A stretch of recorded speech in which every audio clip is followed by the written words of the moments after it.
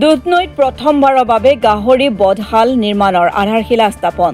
বৃহত্তৰ দুধনৈৰ গাহৰি পালকসকলৰ যৌথ প্ৰচেষ্টাত আজি দুধনৈ দৈনিক বজাৰত অত্যাধুনিক সা সুবিধা সম্পন্ন এটা স্লডাৰ হাউচ নিৰ্মাণৰ আধাৰশিলা স্থাপন কৰা হয়।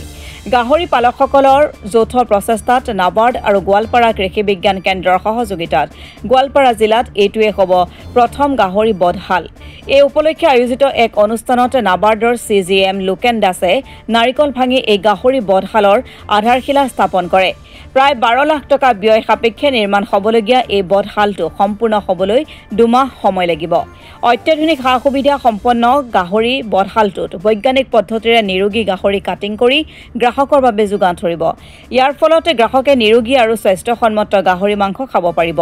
এই অনুষ্ঠানত গোৱালপাৰা জিলাৰ কৃষি বিজ্ঞান কেন্দ্ৰৰ প্ৰধান বৈজ্ঞানিক তথা মুৰব্বী সন্তোষ কুমাৰ বৈশ্য, নাবাৰ্ডৰ DDM কাঞ্চনমণি গোহাঁই, KVK গোৱালপাৰা জিলাৰ পশুপালন বিভাগৰ মুখ্য কাৰিকৰী বিষয়া ডক্টৰ হিতু চৌধুৰী, পশু চিকিৎসক দিগন্ত ৰাভা, দুধনৈৰ কেইবাটাও অনুষ্ঠানৰ বিশিষ্ট ব্যক্তিসকল আৰু ৰাইজ উপস্থিত থাকে।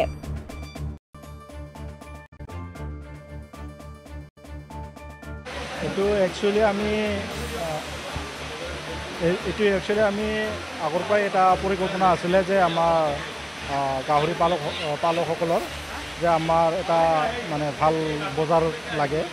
সেইটোৰ কাৰণে আমি এইটো আমাৰ এটা FPO গঠন কৰা হৈছে, মানে পিগ ফাৰ্মাৰ প্ৰডিউচাৰ অৰ্গেনাইজেশ্যন হিচাপত আমাৰ এটা FPO গঠন কৰা হৈছে। এই FPOৰ দ্বাৰা আমি কেনেকৈ আমাৰ গাহৰি পালক বন্ধুসকলক কেনেকৈ বজাৰ ব্যৱস্থা দিব পাৰোঁ, সেইটো আমাৰ প্ৰচেষ্টা আছিলে। আৰু আমি আজি ইয়াতে দুধনৈ ডেইলি মাৰ্কেটত মানে স্লটাৰ হাউচটো আজি আধাৰশিলা স্থাপন কৰিলোঁ। ইয়াৰ দ্বাৰা আমি আমাৰ মানে গাহৰি পালক বন্ধুসকলক আমি ভাল বজাৰ দিব পাৰিম। আৰু লগতে এই অনুষ্ঠানৰ দ্বাৰা আমি আমাৰ দুধনৈ অঞ্চলৰ ৰাইজক সুস্বাস্থ্য আৰু পৰিষ্কাৰ মানে মাংস খুৱাব সক্ষম হ'ম, সেইটো আশা কৰি আমি এই স্লটাৰ হাউচটো বনাব গৈ আছোঁ। আৰু আজি 2 মাহমান পাছত আমি ইয়াত মানে মাংসটো ৰাইজক খুৱাব পাৰিম বুলি আমি আশা কৰিছোঁ। জিলাখনৰ প্ৰথমবাৰৰ বাবে হ'বলৈ গৈ আছে। আৰু এইটো আমাৰ কোনো চৰকাৰী বিত্তীয় সহায় নাই, আৰু এইটো আমাৰ সম্পূৰ্ণ FPOৰ ফানৰ পৰাই আমি এই একগোট হৈ পেলাই এইটো মানে স্লটাৰ হাউচটো কৰি আছোঁ। এইটো প্ৰায় 10ৰ পৰা 12 লাখ টকাৰ এটা কিবা আছে। এইটো KVKৰ সহযোগত আমাৰ এইটো FPOটো হোৱা হৈছে। আৰু নাবাৰ্ডৰ পৰা আমাক মানে কিছু সহায় আগবঢ়াইছে, সিহঁতে ৰেজিষ্টাৰ কৰাই দিয়াৰ সেইখিনি কামটো কৰাই দিছে। আৰু নমস্কাৰ, এইটো আচলতে আমাৰ নাবাৰ্ডৰ ফালৰ পৰা যিটো ফাৰ্মাৰ্ছ প্ৰডিউচাৰ কোম্পানী, ইয়াত আমাৰ নাবাৰ্ডৰ এটা বিশেষ ফাণ্ডৰ পৰা জৰিয়তে গঢ়ি তোলা হৈছিলে আমাৰ KVKৰ দুধনৈৰ সহযোগত, আৰু আমাৰ অসম চৰকাৰৰ এনিমেল হাজবেণ্ডাৰী বিভাগ আৰু ইয়াৰ ৰাইজৰ সহযোগত সেই ফাৰ্মাৰ্ছ প্ৰডিউচাৰ কোম্পানীটোৰ ফালৰ পৰা এইটো পদক্ষেপ লৈছে যে ইয়াত এটা স্লটাৰ হাউচ কৰিব। স্লটাৰ হাউচ মানে য'ত আমাৰ জন্তুবিলাক কাটি মাৰি চাফা কৰি পেলাই তাৰপিছত সেইখিনি বিক্ৰীৰ কাৰণে উলিয়াই দিয়া হয়।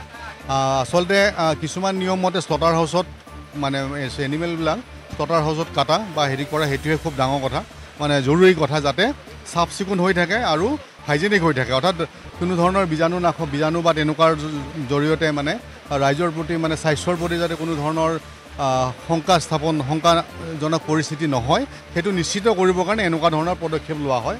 দেশৰ বিভিন্ন চহৰত ডাঙৰ ডাঙৰ স্লটাৰ হাউচ আছে। ইয়াত বোধহয় মই জনাত অসমত আৰু হয়তো উত্তৰ পূৰ্বাঞ্চলতো হ'ব পাৰে, ভাৰতৰ ভিতৰত নাজানো, হয় অসমৰ ভিতৰত ৰাইজে অৰ্থাৎ যিসকল উৎপাদক কৃষকসকলে নিজৰ ফালৰ পৰা স্লটাৰ হাউচ কৰা এইটো প্ৰথম পদক্ষেপ। আৰু এইটোৰ জৰিয়তে দুধনৈ অঞ্চলত প্ৰথমতে আৰম্ভ কৰি পেলাই যে ইয়াত মানুহবিলাকে এটা চাফ চিকুণ গাহৰি বা আন যিখিনি তেওঁলোকৰ সা সুবিধা আছে তেনেকুৱা ধৰণৰ মাংসৰ ব্যৱস্থা পাব।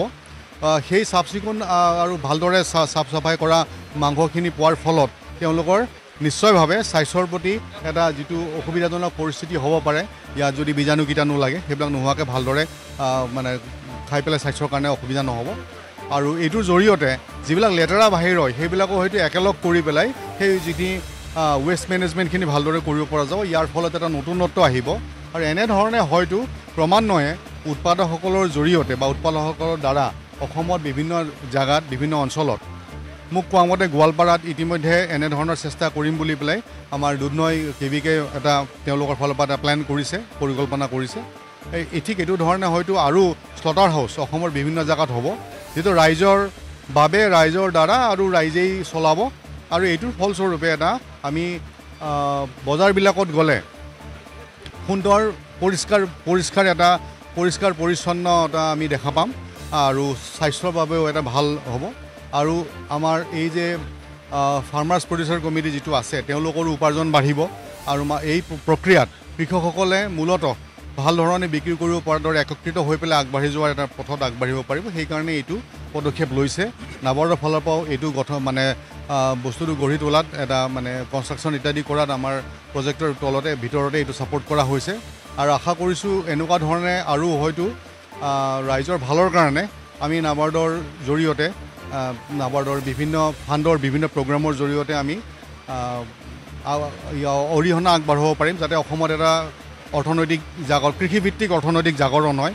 আমাৰ কেভিকেসকল আছে, কৃষি বিশ্ববিদ্যালয় আছে, আমাৰ কৃষি বিভাগ, পশুপালন বিভাগ ইত্যাদি অসম চৰকাৰৰ বিভাগ আছে।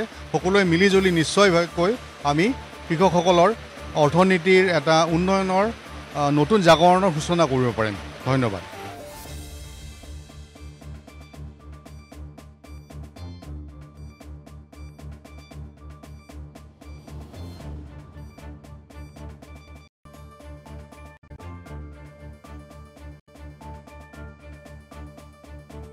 দুধনৈৰ পৰা ভৱেশ চন্দ্ৰ ভাগৱতীৰ ৰিপৰ্ট, অসম টুডে।